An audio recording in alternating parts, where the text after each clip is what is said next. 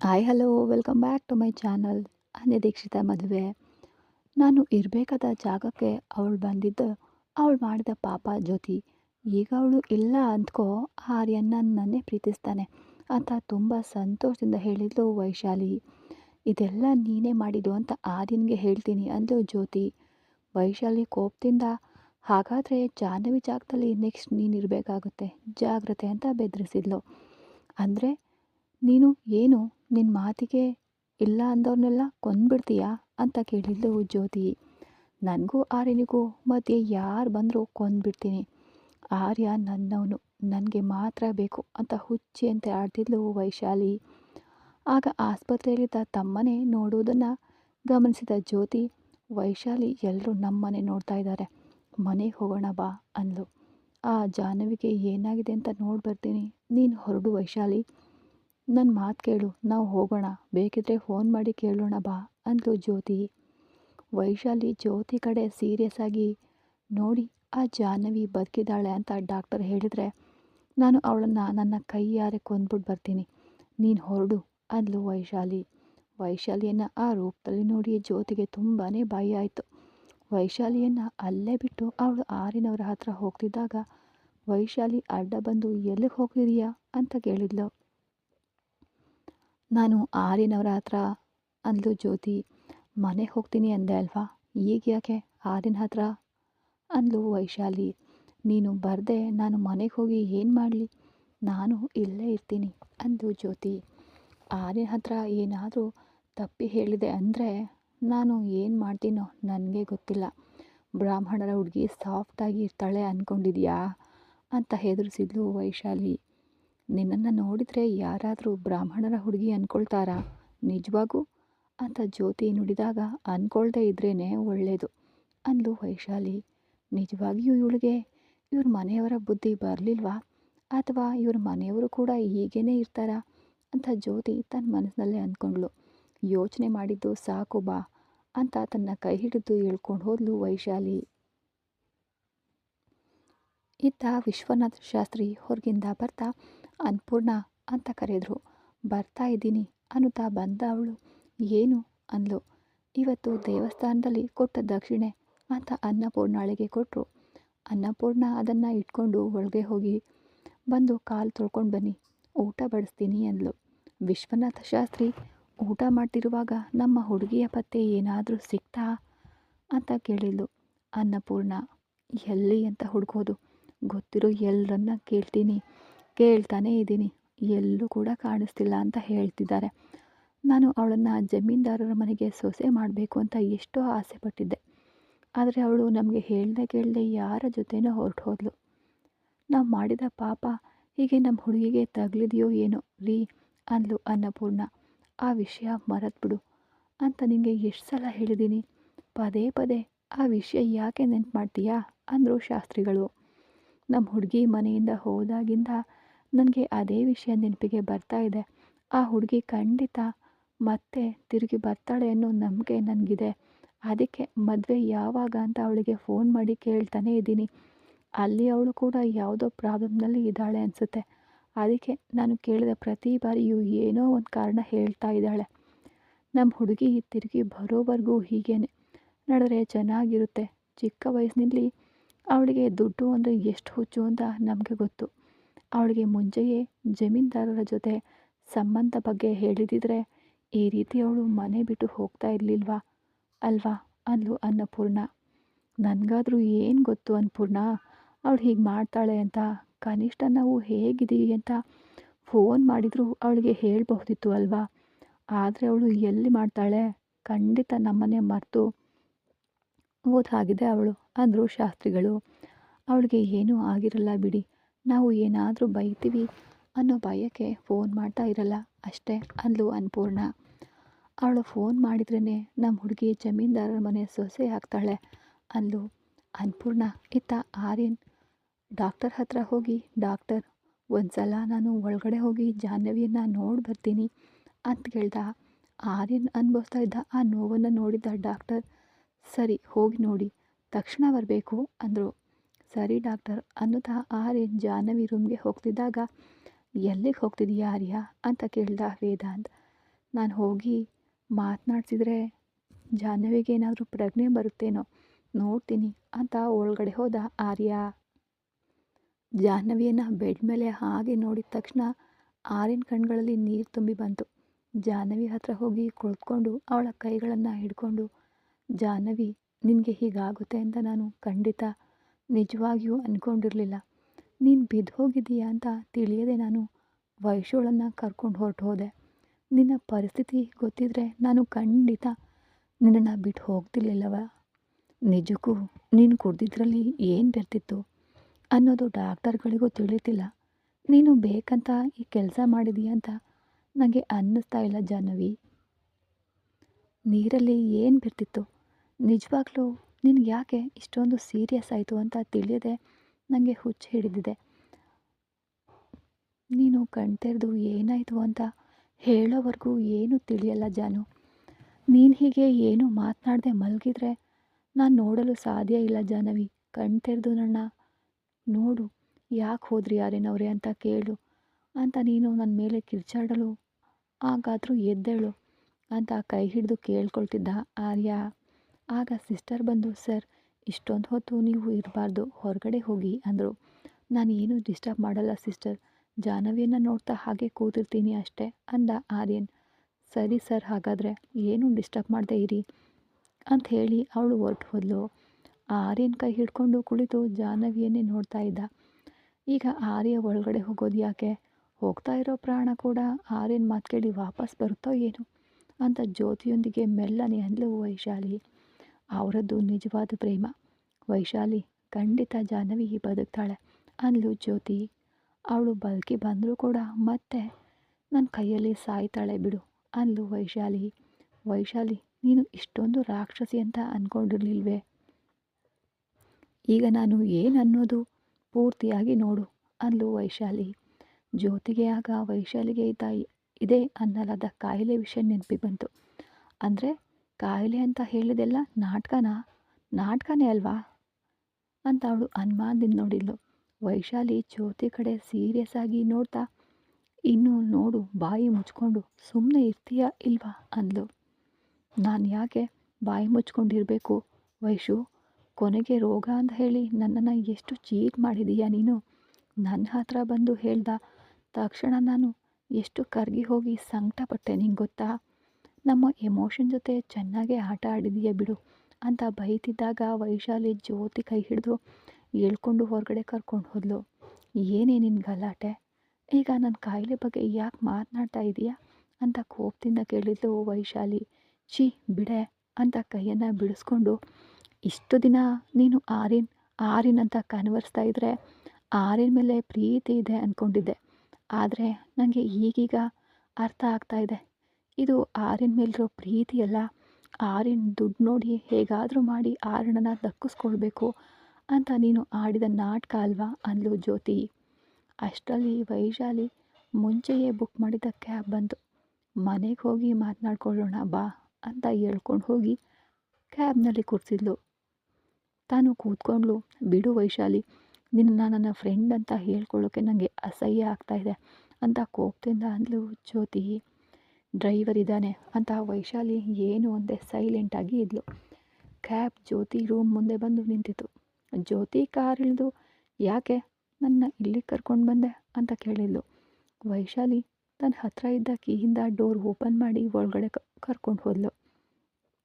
ಹೇಳ್ಕೊಂಡು ಹೋದವಳು ಇತ್ತ ಶರ್ಮಿಳಾ ರೂಮ್ಗೆ ಹೋಗಿ ಕೋಪದಿಂದ ರೂಮ್ನಲ್ಲಿದ್ದ ಸಾಮಾನುಗಳನ್ನೆಲ್ಲ ಎತ್ತಿ ಎಸ್ತು ರಮೇಶ್ನಿಗೆ ಕಾಲ್ ಮಾಡ್ತಾ ಇದ್ಲು. ಆದರೆ ಫೋನ್ ಸ್ವಿಚ್ ಆಫ್ ಅಂತಾನೆ ಬಂತು.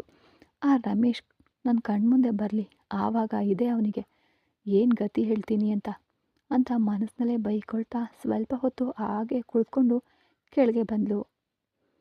ಶರ್ಮಿಳಾ ಕೆಳಗೆ ಬಂದು ನೋಡಿದಾಗ ಕೆಳಗೆ ಯಾರೂ ಕಾಣಿಸ್ದೇ ಇರೋದನ್ನು ನೋಡಿ ಶಿವಾನಿ ತನ್ನ ಮದುವೆ ನಿಂತೋಯ್ತು ಅನ್ನೋ ಆನಂದದಲ್ಲಿ ರೂಮ್ನಲ್ಲಿ ಬಿದ್ದಿರ್ತಾಳೆ. ಆರ್ಯನ್ ಮತ್ತು ಅವನ ಹೆಂಡತಿ ವೈಶಾಲಿ ಅವರು ಯಾರೂ ಇಲ್ಲ, ಎಲ್ಲರೂ ಎಲ್ಲಿಗೆ ಹೋದರು, ಎಲ್ಲರೂ ರೂಮ್ನಲ್ಲೇ ಇದ್ದಾರಾ ಅಂದ್ಕೊಂಡು ರಂಗಮ್ಮನನ್ನು ಕರೆದು, ಯಾರೂ ಕಾಣಿಸ್ತಿಲ್ಲ ರಂಗಮ್ಮ, ಎಲ್ಲರೂ ರೂಮ್ಗಳಲ್ಲೇ ಇದ್ದಾರಾ ಅಂತ ಕೇಳಿದ್ಲು. ಅಯ್ಯೋ ಅಮ್ಮ ಅವರೇ, ನಿಮಗೆ ವಿಷಯ ಗೊತ್ತಿಲ್ವಾ? ಜಾಹ್ನವಿ ಅಮ್ಮನಿಗೆ ತಲೆ ತಿರುಗಿ ಕೆಳಗಡೆ ಬಿದ್ದು ಹೋದರು. ಶಿವಾನಿ ಜ್ಯೋತಿಯವರು ಹಾಸ್ಪಿಟಲ್ಗೆ ಕರ್ಕೊಂಡು ಹೋದರು ಅಂದ್ಲು ರಂಗಮ್ಮ. ಏನೇ ನೀನು ಹೇಳ್ತಾ ಇರೋದು? ಜಾಹ್ನವಿ ಕೆಳಗಡೆ ಬೀಳೋದೇನು? ಆರ್ಯ ಮನೆಯಲ್ಲೇ ಇದ್ದರೆ ಶಿವಾನಿ ಒಬ್ಬಳೇ ಹಾಸ್ಪಿಟಲ್ಗೆ ಕರ್ಕೊಂಡು ಹೋಗೋದು ಏನು ಅಂತ ಕೇಳಿದ್ಲು. ಆರ್ಯನವರು ಮುಂಚೆನೇ ವೈಶಾಲಿಯನ್ನು ಹಾಸ್ಪಿಟಲ್ಗೆ ಕರ್ಕೊಂಡು ಹೋಗಿದ್ರು, ಮನೆಯಲ್ಲಿ ಇರಲಿಲ್ಲ ಅಲ್ವಾ ಅಂದ್ಲು. ಏನೇ ಅರ್ಥ ಇಲ್ಲದೆ ಹೀಗೆ ಮಾತಾಡ್ತಿದ್ದೀಯಾ? ನೀನು ಹೇಳ್ತಾ ಇರೋದು ಒಂದು ಅರ್ಥ ಆಗ್ತಾ ಇಲ್ವಲ್ಲೇ ನನಗೆ. ಇಬ್ಬರು ಒಂದೇ ಸಲ ತಲೆ ತಿರುಗಿ ಹೆಂಗೆ ಬಿದ್ರು ಅಂತ ಕೇಳಿದ್ಲು. ನನಗಾದರೂ ಏನು ಗೊತ್ತು ಅಮ್ಮ, ಇಬ್ಬರನ್ನ ಹಾಸ್ಪಿಟಲ್ಗೆ ಕರ್ಕೊಂಡು ಹೋದರು, ಇನ್ನೂ ಬಂದಿಲ್ಲ ಅಂದ್ಲು. ಇಬ್ಬರು ಒಂದೇ ಸಲ ಬಿದ್ದು ಹೋಗಿರೋದು ವಿಚಿತ್ರವಾಗಿದೆಯೇ? ಹೆಂಡತಿಯನ್ನು ಬಿಟ್ಟು ಪ್ರೇಯಸಿಯನ್ನು ಹಾಸ್ಪಿಟಲ್ಗೆ ಕರ್ಕೊಂಡು ಹೋದ್ನ? ಹಾಗಾದರೆ ವೈಶಾಲಿ ಅಂತ ಇವನಿಗೆ ತುಂಬ ಇಷ್ಟ ಇದ್ದ ಹಾಗಿದೆ ಅಲ್ವಾ ಅಂದ್ಕೊಂಡು ಇದುವರೆಗೂ ಕೋಪದಲ್ಲಿ ಇದ್ದ ಶರ್ಮಿಳಾಗೆ ಈಗ ಸ್ವಲ್ಪ ಆನಂದವಾಗಿ ಪ್ರತಾಪ್ ವರ್ಮನ ಹತ್ರ ಹೋದ್ಲು. ಶರ್ಮಿಳಾಳಿಗೆ ಕಾಯ್ತಾ ಇದ್ದ ಪ್ರತಾಪ್ ವರ್ಮ ಅವಳು ಬರ್ತಾ ಇದ್ದಂತೆ, ಏನಾಯಿತು ಶರ್ಮಿಳಾ, ಏನು ನಡೀತು ಅಂತ ಹೇಳೋಕ್ಕೆ ಬಾರದೆ ಇಷ್ಟೊತ್ತಿನವರೆಗೂ ಏನು ಮಾಡ್ತಾ ಇದ್ದೆ? ಮುಹೂರ್ತ ಇಟ್ರಾ ಅಂತ ಕೇಳ್ದ ಪ್ರತಾಪ್. ಏನು ಮಾಡೋದು, ಆ ಕಳ್ಳ ಸತ್ತವನು ನಿಜವಾಗಿಯೂ ಬಂದರೆ ತಾನೆ ಅಂದವಳು ಶರ್ಮಿಳಾ. ರಮೇಶ್ ಬರಲಿಲ್ವಾ? ಇವತ್ತು ಬರ್ತೀನಿ ಅಂತ ಅಂದಿದ್ದ ಅಲ್ವಾ? ಬರ್ತೀನಿ ಅಂತಾನೆ ಹೇಳಿದ್ದ. ಫೋನ್ ಮಾಡ್ತಾಯಿದ್ರೆ ತೆಗಿತಾನೇ ಇಲ್ಲ, ಏನಾಯಿತು ಅಂತ ತಿಳಿತಿಲ್ಲ ಪ್ರತಾಪ್ ವರ್ಮ ಅಂದ್ಲು ಶರ್ಮಿಳಾ. ನಾನು ಇನ್ನೂ ಮುಹೂರ್ತ ಇಟ್ಟಿದ್ದಾರೆ ಅಂದ್ಕೊಂಡೆ, ಹೀಗಾಯ್ತಲ್ಲ ಶರ್ಮಿಳಾ. ನೀನು ಯಾವ ಕೆಲಸ ಮಾಡೋಕ್ಕೆ ಹೋದರೂ ಖಂಡಿತ ಕೈಗೂಡ್ತಾನೇ ಇಲ್ಲ, ಏನಾಯಿತು ಅಂತ ಕೇಳ್ದ ಪ್ರತಾಪ್. ನನಗೇನು ಗೊತ್ತು ಪ್ರತಾಪ್, ಯಾವಾಗ ನೀನು ಆ ಶಿವಾನಿ ಮೇಲೆ ಕೈ ಮಾಡಿದೆಯೋ ಆವತ್ತಿಂದ ನಾವು ಏನು ಮಾಡಬೇಕು ಅಂದ್ಕೊಂಡ್ರು ನಡೀತಾನೇ ಇಲ್ಲ. ನಾನು ಏನು ಮಾಡಿದೆ ಶರ್ಮಿಳಾ ಅಂತ ನನ್ನನ್ನು ಹೇಗಂತೀಯ? ಮಾಡಿದೆಲ್ಲ ನೀನೇ ಪ್ರತಾಪ್. ಬುದ್ಧಿ ಅನ್ನೋದು ಇಲ್ಲದೆ ಮಗಳ ವಯಸ್ಸಿನ ಹುಡುಗಿ ಜೊತೆ ಸರ್ಸನ ಅಂತ ಬೈದ್ಲು. ನಿನಗೆ ಮಾಡೋಕ್ಕೆ ಯೋಗ್ಯತೆ ಇಲ್ಲದೆ ನನ್ನ ಮೇಲೆ ಬಿದ್ರ ಶರ್ಮಿಳಾ. ನನಗೆ ಯೋಗ್ಯತೆ ಇಲ್ಲದೆ ಇದ್ದರೆ ನೀನು ಈ ವಂಶಕ್ಕೆ ಅಳಿಯ ಆಗ್ತಾ ಇದ್ದಿದ್ದ? ಒಂದು ಸಲ ನೆನ್ಪು ಮಾಡ್ಕೊ ಅಂತ ಕೋಪದಿಂದ ಅಂದ್ಲು. ಇಬ್ಬರು ಇವಾಗ ಹಳೆ ವಿಷಯಗಳನ್ನು ಆಡ್ಕೊಂಡು ಬೈದಾಡ್ಕೊಳ್ಳೋದು ಅಗತ್ಯನ ಶರ್ಮಿಳಾ ಅಂದ ಪ್ರತಾಪ್. ಮೊದಲು ಅಂದಿದ್ದು ನೀನೇ ಅಲ್ವಾ ಪ್ರತಾಪ್ ಅಂದ್ಲು ಶರ್ಮಿಳಾ. ಸರಿ, ನಿನ್ನ ಮೇಲಿರೋ ಪ್ರೀತಿಯಿಂದಲೇ ನಾನು ಅಂದಿದ್ದು ಶರ್ಮಿಳಾ, ನೀನು ಸಂಕಟ ಪಡೋದನ್ನು ನೋಡಲಾಗದೆ ಅಂದೆ. ಪ್ರತಾಪ್ ವರ್ಮನ ಫೋನ್ ರಿಂಗ್ ಆಗ್ತಿರೋದನ್ನು ನೋಡಿ, ಇವನು ಫೋನ್ಗಳ ಮೇಲೆ ಫೋನ್ ಮಾಡ್ತಾನೆ ಇದ್ದಾನೆ. ಶರ್ಮಿಳಾ, ನಾನಂತೂ ಮಾತಾಡಲ್ಲ, ನೀನೇ ಏನಾದರೂ ಆನ್ಸರ್ ಮಾಡು ಅಂದ ಪ್ರತಾಪ್. ಏನಂತೆ ಅವನ ಗಲಾಟೆ? ಇಲ್ಲಿರೋ ಪ್ರಾಬ್ಲಮ್ ನೋಡ್ತಾ ಇದ್ರೆ ನಮಗೆ ಅಂದ್ಲು. ಅವನ ಮಗಳು ಮದುವೆಯಂತೆ, ಯಾವಾಗ ಬರಲಿ ಅಂತ ಕೇಳ್ತಿದ್ದಾನೆ. ಆರ್ಯನಿಗೆ ಈಗಾಗಲೇ ಇಬ್ಬರು ಇದ್ದಾರೆ, ಮೂರನೇವಳಾಗಿ ಅವನ ಮಗಳನ್ನು ಹೇಳೋಕ್ಕೆ ಹೇಳು, ಆವಾಗ ಸರಿಯಾಗುತ್ತೆ ಅಂದ್ಲು ಶರ್ಮಿಳಾ. ಅವನ ಜೊತೆ ಇಟ್ಕೊಂಡ್ರೆ ಏನಾಗುತ್ತೆ ಅಂತ ಗೊತ್ತು ತಾನೇ ಶರ್ಮಿಳಾ. ಅವನ ಜೊತೆ ಗಲಾಟೆ ಯಾಕೆ, ಏನೋ ಒಂದು ಹೇಳಿ ಅಂತ ಫೋನ್ ಕೊಟ್ಟ. ಶರ್ಮಿಳಾ ಕಿರಿಕಿರಿಯಿಂದ ಫೋನ್ ಇಸ್ಕೊಂಡು ಹಲೋ ಅಂದ್ಲು. ಹಲೋ ಶರ್ಮಿಳಾ ಅವರೇ, ಹೇಗಿದ್ದೀರಾ ಅಂತ ಕೇಳ್ದ ಆ ಕಡೆಯಿಂದ. ನೀನು ಹೀಗೆ ಫೋನ್ ಮಾಡಿ ಪೀಡಿಸ್ತಾ ಇದ್ರೆ ಇನ್ನು ಹೇಗಿರ್ತೀವಿ ಅಂದ್ಕೊಂಡಿದೀಯಾ? ಏನೋ ಇದೀನಿ ಬಿಡು ಅಂದ್ಲು. ಕೋಟಿಗಳ ಮೇಲೆ ಕೂತಿರೋ ನೀವು ಹಾಗೆ ಅನ್ನೋದು ನೋಡಿದರೆ ನನಗೆ ನಗು ಬರ್ತಿದೆ ಶರ್ಮಿಳಾ ಅಂದ ಅವನು. ಯಾಕೆ ನಗು? ದುಡ್ಡಿದ್ರೆ ಕಷ್ಟಗಳು ಬರಲ್ವಾ ಏನು ಅಂದ್ಲು ಶರ್ಮಿಳಾ. ಮುಂಚೆ ದುಡ್ಡಿಲ್ಲದೆ ಕಷ್ಟಪಟ್ರಿ, ಈಗ ದುಡ್ಡು ಬಂದ ಮೇಲೆ ಕಷ್ಟಗಳು ನನ್ನಿಂದ ತಪ್ಪಿಸ್ಕೊಳ್ಳೋಕ್ಕೆ ಆ ಥರ ಹೇಳ್ತಿದ್ದೀರಾ? ಆ ಮಾತ್ರ ಅರ್ಥ ಮಾಡ್ಕೊಳ್ಳೋಕ್ಕೆ ಆಗಲ್ವ ನನಗೆ ಅಂದ ಅವನು. ನಿನ್ನಿಂದ ತಪ್ಪಿಸ್ಕೊಳ್ಳೋಕ್ಕೆ ನಾನು ಯಾಕೆ ನೋಡ್ತೀನಿ? ಹಾಗೆ ನೋಡಿದಿದ್ರೆ ಏನಾಗುತ್ತೆ ಅಂತ ನನಗೆ ಗೊತ್ತಿಲ್ವಾ? ಹಾಗಾದರೆ ನಮ್ಮ ಹುಡುಗಿ ಮದುವೆ ಅಂತ ಕೇಳ್ತಾ ಇದ್ರೆ ಮಾತಾಡಿಸ್ತಾ ಇದ್ದೀರಾ ಯಾಕೆ ಅಂದ ಅತ್ತಲಿಂದ ಅವನು. ಓಯ್, ನಿನ್ನ ಮದುವೆ ಹಾಳಾಗ. ಇಲ್ಲಿ ಮನೆಯಲ್ಲಿ ಇರೋರನ್ನ ನಾನು ಏನು ಮಾಡಬೇಕು ಅಂತ ತಿಳಿದೆ ಒದ್ದಾಡ್ತಾ ಇದ್ದರೆ ನಿನ್ನ ಮಗಳ ಗಲಾಟೆ ಏನೋ ಅಂದ್ಕೊಂಡು ಕೋಪದಲ್ಲೇ ಅಲ್ಲಿಂದ ಮದುವೆ ಅಂದರೆ ಹೇಗೆ ಮಾಡ್ತಾರೆ, ನಿಮ್ಮ ಹುಡುಗಿಯನ್ನು ಕರ್ಕೊಂಡು ಇಲ್ಲಿಗೆ ಬಂದರೆ ಆವಾಗ ಮಾಡ್ತೀನಿ ನೋಡು ಮದುವೆ ಅಂತ ಕೋಪದಲ್ಲಿ ಅಂದ್ಲು ಶರ್ಮಿಳಾ. ಸರಿ, ಹಾಗಾದರೆ ಹಾಗೇ ಒಂದು ವಾರದಲ್ಲಿ ಕರ್ಕೊಂಡು ಬಂದುಬಿಡ್ತೀನಿ ಶರ್ಮಿಳಾ ಅಂತ ಫೋನ್ ಇಟ್ಟ ಪ್ರತಾಪ್. ಶರ್ಮಿಳಾಳನ್ನು ನೋಡ್ತಾ, ನೀನು ಏನು ಮಾಡಿದೆ? ಅಂತ ಗೊತ್ತಾಯಿತು ಶರ್ಮಿಳಾ. ಇವಾಗ ಅವನು ಮಗಳನ್ನು ಕರ್ಕೊಂಡು ಬಂದರೆ ಏನು ಮಾಡ್ತೀಯಾ ಅಂದ. ಅವನು ಬಂದಾಗ ನೋಡ್ಕೊಳ್ಳೋಣ ಪ್ರತಾಪ್, ಅವನು ಬರಲ್ಲ ಬಿಡು ಅಂದ್ಲು ಶರ್ಮಿಳಾ. ಅಕಸ್ಮಾತ್ ಬಂದರೆ ಏನು ಮಾಡ್ತೀಯ ಶರ್ಮಿಳಾ? ಇರೋ ಸಮಸ್ಯೆಗಳನ್ನೇ ಸಾಲದೆ ಮರಳಿ ಅನ್ನೋದು ಮತ್ತೊಂದು ಸಮಸ್ಯೆ ಆಗುತ್ತೆ ಅಷ್ಟೇ ತಾನೇ. ಏನೋ ಒಂದು ಮಾಡೋಣ ಬಿಡು. ಈಗ ನೀನು ಊಟ ಮಾಡ್ದಾ ಅಂತ ಕೇಳಿದ್ಲು. ಹಾಂ ಮಾಡಿದೆ, ನೀನು ಹೋಗಿ ತಿನ್ನು ಅಂತ ಹೇಳ್ದ. ಸರಿ ಪ್ರತಾಪ್ ಅಂತ ಹೊರಗಡೆ ಬಂದಳು. ಹಾಸ್ಪಿಟಲ್ನಲ್ಲಿ ಈತ ಜಾಹ್ನವಿ ಕೈ ಹಿಡ್ಕೊಂಡು ಜಾಹ್ನವಿಯನ್ನೇ ನೋಡ್ತಾ ಇದ್ದ ಆರ್ಯನ್ಗೆ ತನ್ನ ಕೈಯನ್ನು ಅವಳು ಗಟ್ಟಿಯಾಗಿ ಹಿಡ್ಕೊಂಡು ಹಾಗೆ ಅನ್ನಿಸ್ತು. ತಕ್ಷಣ ಜಾಹ್ನವಿ ಕೈ ಕಡೆ ನೋಡ್ದ. ಜಾಹ್ನವಿ ಅವನ ಕೈಯನ್ನು ಗಟ್ಟಿಯಾಗಿ ಹಿಡ್ಕೊಂಡಿದ್ಲು. ಆರ್ಯನ್ ತುಂಬಾ ಆನಂದದಿಂದ ಜಾಹ್ನವಿ ಅಂತ ಕರೆದ. ನರ್ಸ್ ಜಾಹ್ನವಿ ಕದಲಿದ್ದನ್ನು ನೋಡಿ ಡಾಕ್ಟರ್ಗೆ ಹೇಳಲು ಹೋದ್ಲು. ಡಾಕ್ಟರ್ ಬಂದು ಜಾಹ್ನವಿನ ಚೆಕ್ ಮಾಡಿ ಎಲ್ಲರನ್ನ ಗಾಬರಿ ಪಡಿಸ್ಬಿಟ್ಟಿಯಲ್ಲಮ್ಮ, ನೀನು ಏನು ಕುಡ್ದೆ ಅಂತ ಕೇಳಿದರು. ಜಾಹ್ನವಿಗೆ ಪ್ರಜ್ಞೆ ಬಂದಿದೆ ಅಂತ ತಿಳಿತಾನೆ ಎಲ್ಲರೂ ಕೂಡ ಒಳಗಡೆ ಬಂದರು. ಡಾಕ್ಟರ್ ಕೇಳಿದ್ದು ಜಾಹ್ನವಿಗೆ ಅರ್ಥ ಆಗದೆ, ನಾನು ಏನು ಕುಡ್ದೆ ಡಾಕ್ಟರ್ ಅಂತ ಕೇಳಿದ್ಲು. ನೀನು ನೀರು ಕುಡ್ದು ಕೆಳಗೆ ಬಿದ್ದುಬಿಟ್ಟೆ ಅಂತ ಇವಳು ಹೇಳಿದ್ಲು ಅಂತ ಶಿವಾನಿನ ತೋರಿಸಿದ್ಲು ಡಾಕ್ಟರ್. ಶಿವಾನಿ ನಾನು ಏನು ಕುಡ್ದೆ, ಬರೀ ನೀರೇ ಅಲ್ವಾ ಅಂತ ಕೇಳಿದ್ಲು. ಹೌದು ಅದಕ್ಕೆ, ಆದರೆ ಅದರಿಂದಲೇ ನಿನಗೆ ಹೀಗಾಗಿದೆ ಅಂತ ಡಾಕ್ಟರ್ ಹೇಳಿದರು. ಮನೆಗೆ ಹೋಗಿ ಆ ನೀರನ್ನು ಏನು ಬೆರ್ತಿತ್ತು ಅಂತ ನೋಡೋಣ ಬಿಡು ಅಂದ ಆರ್ಯನ್. ಅಯ್ಯೋ ಅಣ್ಣ, ಅದಕ್ಕೆ ಆ ನೀರನ್ನು ಚೆನ್ನಾಗಿಲ್ಲ ಅಂತ ಚೆಲ್ಲಿ ಬಾಟಲ್ ತೊಳೆದಿಟ್ಬಿಟ್ಲು ಅಣ್ಣ ಅಂದ್ಲು ಶಿವಾನಿ. ಈಗ ನನಗೆ ಏನೂ ಆಗಿಲ್ವಲ್ಲ ಬಿಟ್ಬಿಡಿ ಅಂದ್ಲು ಜಾಹ್ನವಿ. ಮನೋಜ್ ಏನೂ ಮಾತನಾಡದೆ ನೋಡ್ತಿದ್ರೆ ಅಣ್ಣ ಅಂತ ಕರೆದ್ಲು. ಮನೋಜ್ ಜಾಹ್ನವಿ ಹತ್ರ ಬಂದು, ಜಾಹ್ನವಿ ನಾವು ನಮ್ಮ ಮನೆಗೆ ಹೋಗೋಣವಾ ಅಂತ ಕೇಳ್ದ. ಜಾಹ್ನವಿಗೆ ಏನೂ ಅರ್ಥ ಆಗದೆ ಯಾಕಣ್ಣ ಅಂತ ಕೇಳಿದ್ಲು. ಸುಮ್ಮನೆ ಜಾಹ್ನವಿ ಅಂದ ಮನೋಜ್. ಜಾಹ್ನವಿ ಎಲ್ಲೂ ಬರಲ್ಲ ಮನೋಜ್, ಅವಳು ನನ್ನ ಹತ್ರನೇ ಇರ್ತಾಳೆ ಅಂದ ಆರ್ಯನ್. ವೈಶಾಲಿಯನ್ನು ನಿಮ್ಮ ಮನೆಯಲ್ಲಿ ಇಟ್ಕೊಂಡ್ರೆ ಜಾಹ್ನವಿ ಹೇಗೆ ಬರ್ತಾಳೆ ಹೇಳು? ಖಂಡಿತ ಈ ವಿಷಯ ನಮಗೆ ಮುಂಚೆಯೇ ಗೊತ್ತಿದ್ದಿದ್ರೆ ಜಾಹ್ನವಿಯನ್ನು ಅವತ್ತೇ ಮನೆಗೆ ಕರ್ಕೊಂಡು ಹೋಗ್ತಿದ್ವು. ನಮಗೆ ಯಾರು ಏನೂ ಹೇಳಲೇ ಇಲ್ವಲ್ಲ ಅಂದ ವೇದಾಂತ್. ಏನೋ ನೀನು ಏನು ಮಾತನಾಡ್ತಿರೋದು? ವೈಶಾಲಿ ಇದ್ದರೆ ಜಾಹ್ನವಿ ಇರಲು ಏನಾಗಿದೆ ಅಂತ ಆರ್ಯನ್ ಮತ್ತೆ ಕೇಳ್ದ. ನೀನು ಮೊದಲು ಆ ವೈಶಾಲಿ ಪ್ರಾಬ್ಲಮ್ ಏನು ಅಂತ ನೋಡಿ ಅವಳನ್ನು ಕಳುಹಿಸಿದ ಮೇಲೇ ನಮ್ಮ ಜಾಹ್ನವಿಯನ್ನು ಮನೆ ಕಳಿಸ್ತೀವಿ ಬಿಡು ಆರ್ಯನ್ ಅಂತ ಹೇಳ್ದ ಮನೋಜ್. ಜಾಹ್ನವಿ ಕೂಡ ಮನೋಜ್ನನ್ನು ಸಂಕಟ ಪಡಿಸ್ಬಾರ್ದು ಅಂತ ಏನು ಮಾತನಾಡದೆ ಸುಮ್ಮನೆ ಇದ್ಲು. ಹಾಗೆ ಮಲಗಿದವಳು ಜಾಹ್ನವಿ ನನ್ನ ಪ್ರಾಣ, ಅವಳಿಗೆ ನಾನು ಏನೂ ಆಗಲು ಬಿಡೋದಿಲ್ಲ. ಜಾಹ್ನವಿಗೆ ಯಾಕೆ ಹೀಗಾಯಿತೋ ನಾನು ಪತ್ತೆ ಹಚ್ತೀನಿ ಅಂದ ಮನೋಜ್.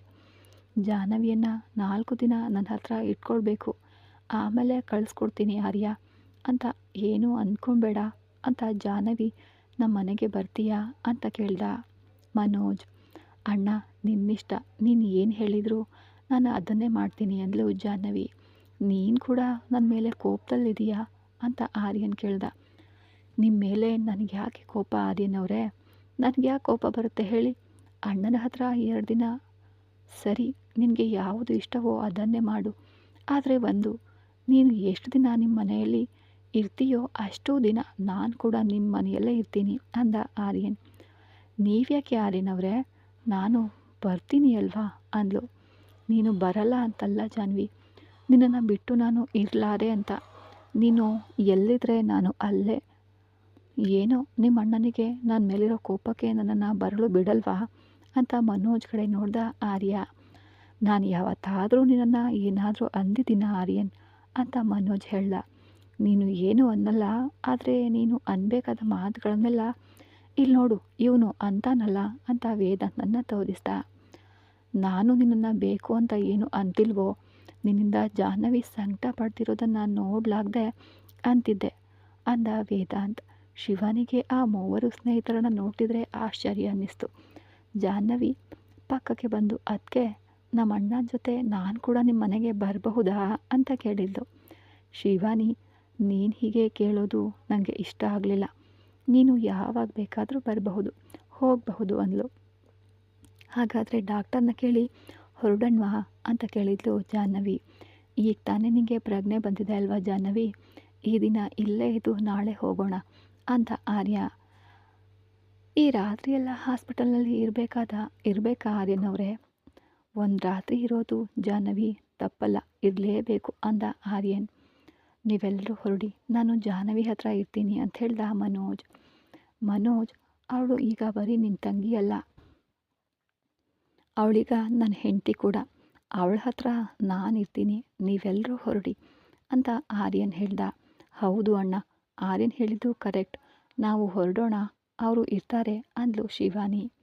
ಜಾಹ್ನವಿಗೆ ಹೇಳಿ ಎಲ್ಲರೂ ಕೂಡ ಹೊರಟರು. ಜಾಹ್ನವಿ ಆರ್ಯನ್ ಇದ್ರೆ ಆರ್ಯನ್ ಜಾಹ್ನವಿ ಪಕ್ಕದಲ್ಲೇ ಕುಳಿತು, ನನ್ನ ಮೇಲೆ ಕೋಪ ಬಂದಿದೆಯಾ ಜಾಹ್ನವಿ ಅಂತ ಕೇಳ್ದ. ಜಾಹ್ನವಿ ಎದ್ದು ಕುಳಿತು, ಯಾಕೆ ಆರ್ಯನ್ ಅವರೇ ಅಂತ ಕೇಳಿದ್ಲು.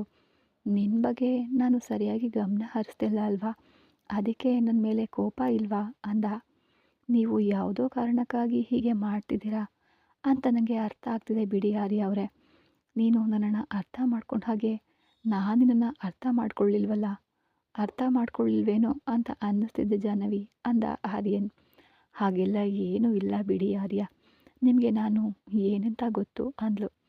ಸರಿ, ಈಗ ನೀನು ಮಲ್ಕೊಂಡು ರೆಸ್ಟ್ ತಗೋ ಜಾಹ್ನವಿ ಅಂದ ಆರ್ಯನ್. ಅವರೇ, ನೀವು ಏನೂ ಅಂದ್ಕೊಳ್ಳಲ್ಲ ಅಂದರೆ ನಿಮ್ಮನ್ನು ಒಂದು ವಿಷಯ ಕೇಳ್ತೀನಿ. ಜಾಹ್ನವಿ ವೈಶಾಲಿ ಬಗ್ಗೆ ಕೇಳ್ತಿದ್ರೆ ವೈಶಾಲಿಗೆ ಇರುವ ಕಾಯಿಲೆಯ ಬಗ್ಗೆ ಹೇಳಿಬಿಡೋಣ ಅಂತ ಅಂದ್ಕೊಂಡ ಆರ್ಯ. ಆಗ ಕೇಳು ಜಾಹ್ನವಿ ಅಂತ ಹೇಳ್ದ ಆರ್ಯನ್.